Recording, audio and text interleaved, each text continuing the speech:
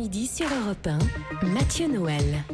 Vous êtes toujours sur Europe 1, il est midi 24, Rien ne s'oppose à midi continue et baroque. Lord d'Autriche, Alain Sirou vont avoir à présent la chance d'assister en vrai à la démonstration de style de celui qui surpasse Proust à tous les niveaux. Monarque sans pitié, il a déjà sabordé la carrière de Calogero. Qui crucifiera-t-il aujourd'hui? Alors Guy, aujourd'hui chronique politique. Vous connaissant, je devine qu'on va atteindre des sommets. Vous allez nous parler sans doute de Churchill, de Gaulle ou Gandhi. Non, pas du tout, de Jean-Vincent Placé. Merde. Non, c'est pas drôle car, comme vous le savez, ce dernier a été victime d'une agression en pleine nuit à Paris, une agression violente, puisqu'on lui a cassé une dent pour lui voler son portable et sa montre d'une valeur de 7 000 €. Évidemment, la première réaction qui vient à l'esprit est de ricaner bêtement, comme on le fait depuis des mois à propos de Jean-Vincent Placé.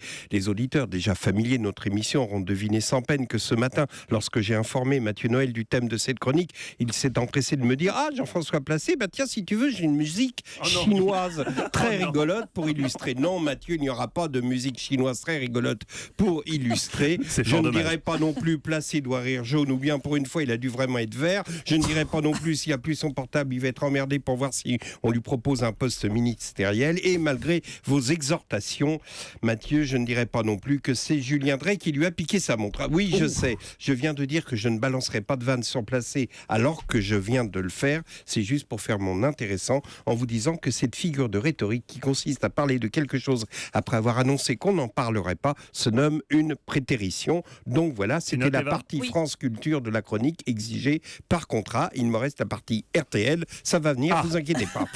Je ne ferai donc pas de vanne sur l'agression de Jean-Vincent Placé car la vanne, c'est Maître Collard qui l'a faite et après une blague de Collard, on n'a plus envie de faire de l'humour. Collard, c'est le Attila de la rigolade. Après ces plaisanteries, l'humour ne repousse plus. En l'occurrence, après l'agression dont a été victime Placé, l'avocat a balancé un tweet qui disait « Placé agressé pour une montre de luxe, la vraie vie fait bobo ». Oui, pour ceux qui n'auraient pas compris, le jeu de mots est sur bobo, c'est ce qui est censé être rigolo. Ça ne l'est pas, car paradoxalement, Collard est beaucoup plus drôle quand il est sérieux que lorsqu'il fait de l'humour. Par exemple, quand il nous le fait coup de l'épaisse enveloppe Kraft qu'il brandit à la télé en disant « J'ai dans cette enveloppe de quoi faire sauter la République », alors que tout le monde sait parfaitement que sa putain d'enveloppe contient la liste des courses à Auchan rédigée par son épouse. Mais revenons à Placé. Si je vous parle de lui aujourd'hui, c'est parce que cette agression, paradoxalement, aurait pu effacer son ardoise caricaturale et lui donner une certaine dignité. Il aurait pu en profiter pour faire un discours très fort, la prise de conscience de l'homme politique que les ordres du pouvoir ont éloigné de la vraie vie et qui, confronté à la réalité, a décidé de s'investir totalement dans sa mission d'élu au service du peuple. Au lieu de quoi, il a déclaré que suite à cette agression, il songeait à arrêter la politique. Mais quel est le rapport? C'est pas une agression politique dont il a été victime. Il n'a pas vécu une affaire Ben Barka ou Robert Moulin. Il a vécu une scène que vivent les gens qu'il est censé représenter. Alors te voilà à la croisée des chemins, mon cher Jean-Vincent. Soit tu profites de cet électrochoc pour te sortir les doigts du cul et devenir un homme politique, un vrai, tu te bats comme un chien pour que les gens que tu représentes ne se fassent pas piquer leur montre en se baladant la nuit dans Paris, soit tu restes cette caricature de politicard, de sénateur qui patauge dans le marigot des crocodiles inutiles, des Dati, des Cambadélis, des Morins, des Duflo, de Le Guen, de Pontaignan. Et je ne sais pas pourquoi, je suis sûr que tu n'abandonneras pas la politique.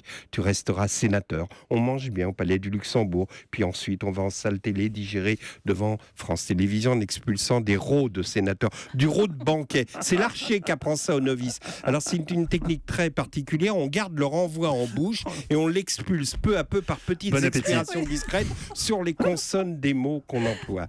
Enfin bref, mon cher Jean-Vincent, je t'espérais homme politique porté par ça.